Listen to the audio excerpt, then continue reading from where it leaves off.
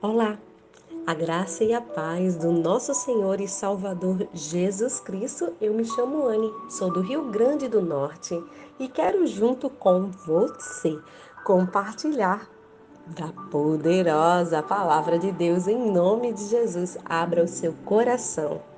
Hoje, dia 9 de maio de 2020, e vamos aos Salmos de números 24, que tem por epígrafe o Rei da Glória e o seu reino.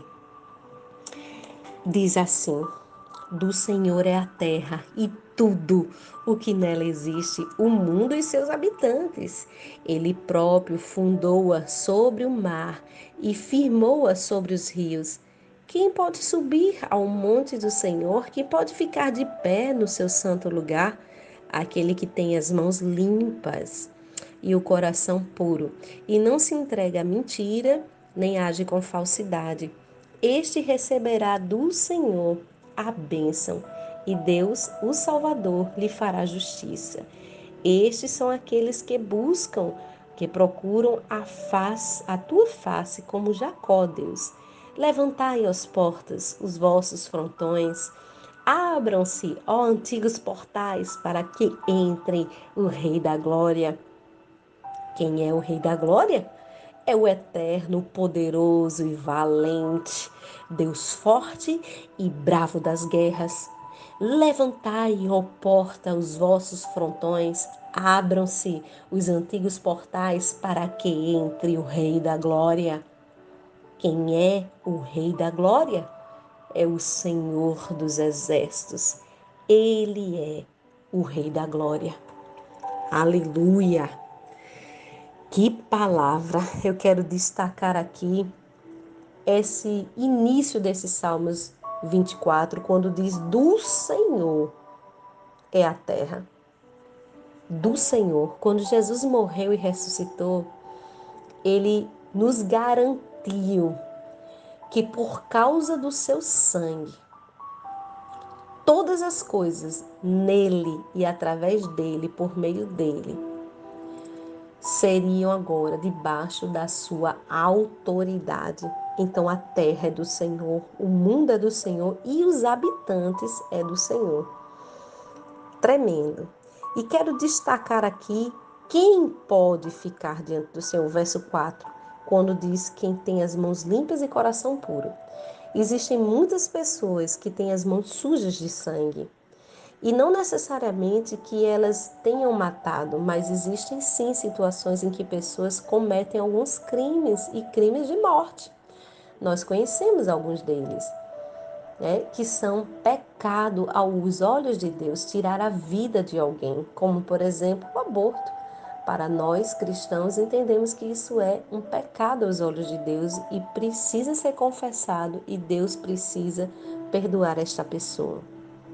Mas existem outros pecados que sujam as mãos dos homens, como por exemplo a venda de drogas ou qualquer que seja coisa que seja para o crime, pois por trás disso muitas vidas são ceifadas. E isso também, aos olhos de Deus, é um pecado. Portanto, essas pessoas, elas precisam e carecem da bênção de Deus, elas precisam e carecem do perdão de Deus. E o coração puro, porque nós sabemos que o que contamina os homens é justamente o seu coração. Então, se nós não tivermos um entendimento disso, poderemos cometer alguns pecados contra Deus. Honrarmos a Deus com os lábios, levantarmos a nossa mão santa e a nossa boca e o nosso coração não ser purificado debaixo do sangue de Jesus. O que é um culto inválido para Deus, porque Ele quer o culto com todo o coração. E aqui também eu vou destacar aqui que a pessoa que assim é, recebe a bênção do Senhor e Deus lhe faz justiça.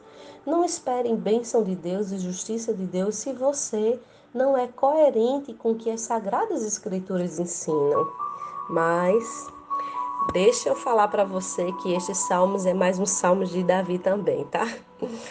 Eu destaquei aqui apenas algumas palavras aqui especiais. Ele governou, a partir do reinado de Davi, ele governa sobre os hebreus cerca de 1000 anos antes da vinda de Jesus. Jerusalém se torna a cidade mais importante para o povo de Israel, e eu já citei para você aqui em alguns salmos. E com a chegada da Arca da Aliança, o que era a Arca da Aliança? Era o símbolo da presença de Deus, o móvel mais importante da religião judaica. Davi se empenha na organização dos cultos e na preparação para construir um templo. Também já falei isso para você. E esse templo seria construído, na verdade, durante o reinado do seu filho Salomão, porque Deus não permitiu que Davi construísse, pois ele tinha as mãos manchadas de sangue. É provável que o Salmo 24 tenha sido escrito na ocasião da chegada da arca, que havia sido negligenciada durante décadas antes do reinado de Davi. E Davi animou o povo para buscar a arca, que representou simbolicamente a presença, o trono de Deus. A arca é Deus entronizado entre o povo. Então, é o símbolo do trono de Deus. E levaram este móvel tão importante para Jerusalém em uma grande procissão de comemoração festiva. E Davi participou dessa procissão, mas não vestido como rei. Ele usou uma roupa de linho, tido do tipo usado pelos sacerdotes, e entrou junto com as pessoas comuns. E o foco não estava em Davi. Na época, o foco estava em outro rei. E o Rei da Glória que entrou em Jerusalém foi o próprio Senhor. Quando aqui o salmista diz: quem é esse, o Rei da Glória? O rei aqui diz que ele é poderoso e valente. Quem é esse, o Rei da Glória? É Deus forte, o bravo de guerras. Quem é esse Rei da Glória? O Senhor dos Exércitos. Ele é o Rei da Glória. Então, os Salmos começa exaltando a Deus, entoando aqui uma adoração ao Senhor dos Universos. E os filisteus que haviam tomado a Arca da Aliança acreditavam em deuses locais, que também eles adoravam a esses deuses. Então, 200 anos depois de Davi, um profeta chamado Jonas, quem conhece um pouquinho da história bíblica, aqui eu estou resumindo para você. Israelita, né, o Jonas, ele acha que poderia fugir do domínio de Deus, mas na época dos judeus era bem difundido o pensamento que Deus se preocupava com o povo dele. E a linhagem de Davi reflete a compreensão dessa sabedoria de Deus. Então, Deus usa o profeta Jonas, para poder confrontar os outros deuses. Leia lá na Bíblia mesmo o livro de Jonas. Jonas, é porque eu quero chamar ele de Jonas, fica bonito. Ele não é entre vários deuses. Deus, ele é único. E quando Deus usa Jonas para confrontar o pecado do paganismo ou, né, os outros deuses do povo, é porque Deus é Deus ciumento, gente. Deus é Deus zeloso demais e ele quer exclusividade. Deus, ele não quer que você coloque mais um, entende?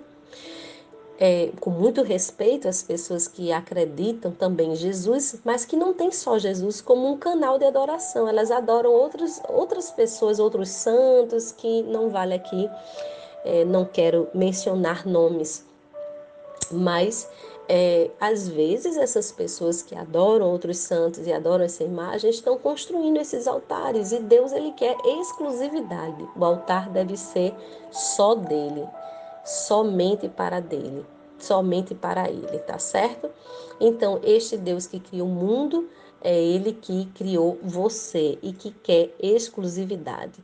Uma vez que o homem reconhece a existência de Deus, do seu Criador, ele deve buscar o conhecimento de Deus e da vontade dele. Não adianta eu reconhecer que foi Deus que me criou, foi Deus que criou o mundo, e não buscar conhecer a Deus e a sua vontade.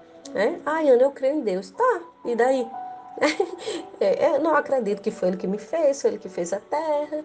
E essa perfeição que eu sou hoje, vinda de um espermatozoide, fecundada no óvulo da minha mãe, tá, eu creio em Deus. Sim, mas você busca o conhecimento dele, da vontade dele? É a pergunta, né? Então, será que você tem comunhão com o Deus Todo-Poderoso? Então, Davi levanta essa pergunta: quem é que subirá ao monte do Senhor? Quem é que vai permanecer no santo lugar? Essa resposta está dada àquele que tem integridade. Íntegro, os íntegros. Deus quer pessoas que têm mãos limpas, não envolvidas em práticas pecaminosas, mas com espiritualidade verdadeira. Ele não quer apenas mãos, mas quer coração, uma alma honesta. Lembre-se dos princípios ensinados por Jesus de Nazaré lá no Sermão do Monte, em Mateus, capítulo 5, no qual ele ensina a importância de controlar também pensamentos, atitudes e não somente atos. Então Deus quer a totalidade. Não adianta você servir a Deus por fora, aparentar ser bonzinho, mas seus pensamentos serem maldosos e serem até impuros e improfanos, né? Ou pelas costas das pessoas você trair elas pelas costas, se Deus está dentro de você, vê tudo, escuta tudo e sabe de tudo, enfim. Isso enfatiza a necessidade que você vai ter de pedir perdão a Ele por esse pecado, aprender a controlar a sua língua e modificar o seu comportamento, nem que seja comportamento psicológico, né? Eu, como psicóloga, então já vou lhe dizendo isso. E o benefício para aqueles que respeitam a Deus e os princípios morais e éticos que é revelado por Ele nas Sagradas Escrituras é obter a bênção, o favor de Deus. Então, é um privilégio estar com Deus, viver exclusivamente para Ele, buscar diligentemente a Sua presença e o dom gratuito do Senhor. Então, nestes salmos, Davi faz menção desta honra e desta glória que nós devemos dar a este Deus tão poderoso, tão forte, o Senhor de guerra, o Senhor dos exércitos. Não há dúvidas nenhuma que, apesar de muitos terem sido reis naquele tempo de Davi e muitos terem sido abençoados e prósperos naquele tempo, não há dúvida que nem Davi nem seu filho Salomão tinha o direito de ser chamado Rei da Glória. Então nós sabemos que estes salmos se refere tão somente ao Deus Todo-Poderoso, ao Senhor Jesus. Embora dentro de um contexto histórico existe aí a simbologia da Arca da Aliança voltando para Jerusalém. Então, quem é este, o Rei da Glória? Jesus. E eu quero orar por você para que ele entre hoje no seu coração, para que ele invada a sua vida e o seu ser. E que no nome dele, o Todo-Poderoso, você venha a estar de mãos limpas e de coração puro diante de Deus. Que você não se entregue nem à mentira nem à falsidade, seja com quem quer que seja. Pai, em nome de Jesus, eu quero pedir neste momento, Senhor, pelos corações e mentes, Pai, de todo o teu povo, Senhor, porque nós sabemos, Pai, que o que está por trás de toda essa guerra, Senhor, essa guerra invisível contra o coronavírus, também tem a ver com isso, Pai. Senhor, maquinações do mal, mentiras, falsidades, há muita mentira, muita notícia falsa, muita propagação de inverdades, muitas pessoas que têm mãos manchadas de sangue, Pai, muitas pessoas de coração perverso que tramaram diabolicamente. E eu quero pedir, Senhor, que o Senhor envie seus anjos com as suas espadas desembanhadas de fogo sobre cada nação, sobre a nação brasileira e todas as nações da terra. E o Senhor possa repreender e cortar o mal. Que o Senhor possa, Pai, ir de encontro a cada autoridade, Pai, sondar os corações dele, porque isso somente o teu Espírito pode fazer. E ver, Senhor, onde habita a verdade, onde está a verdade. E que o Senhor venha, Pai, no nome de Jesus, exercer juízo sobre eles, ó Pai, e tua justiça sobre eles, Pai. Que o Senhor faça justiça sobre a vida desses líderes, desses homens que têm governado de forma ímpia e insincera as nações. Senhor, pelo poder do teu nome, pelo poder do teu sangue, nós queremos pedir a ti que o Senhor possa converter essas pessoas, porque o princípio da tua palavra nos leva à intercessão para a conversão, para que o Senhor dê a esses homens a capacidade de entender os teus propósitos, que eles venham se arrepender dos seus maus caminhos e se converter a ti, Senhor. Que eles tenham, Pai, mãos limpas e corações puros, pelo poder do teu Espírito Santo. Ó Pai, que o Senhor gere neles uma nova mentalidade pelo poder e autoridade que há no teu santo e glorioso nome. Que o Senhor venha convertê-los das trevas para a luz, em teu nome. Assim também nós oramos por cada um que vai ouvir este áudio. Senhor, na autoridade do teu nome, limpa as mentes e os corações. Repreende a mentira e a falsidade, todo espírito de falsidade, de hipocrisia, na autoridade do teu nome, que o Senhor venha anular e repreender, que nós sejamos verdadeiros, que nós não queiramos, Senhor, ser ninguém, mas sejamos a nós mesmos. E aquilo que reconhecemos de bom e de ruim em nós, que o Senhor nos auxilie a aperfeiçoar todos os dias da nossa vida, Senhor, que o Senhor nos modifique, nos molde conforme a tua imagem e a tua semelhança, Pai. Percebe, Senhor, que há necessidade em nós de mudança. Perceba pelo teu Espírito e nos auxilie nessas áreas, Senhor, a fim de que nós sejamos libertos, livres de todas as amarras que prendem o nosso ser. É o que nós oramos e te agradecemos em teu nome. Amém e amém.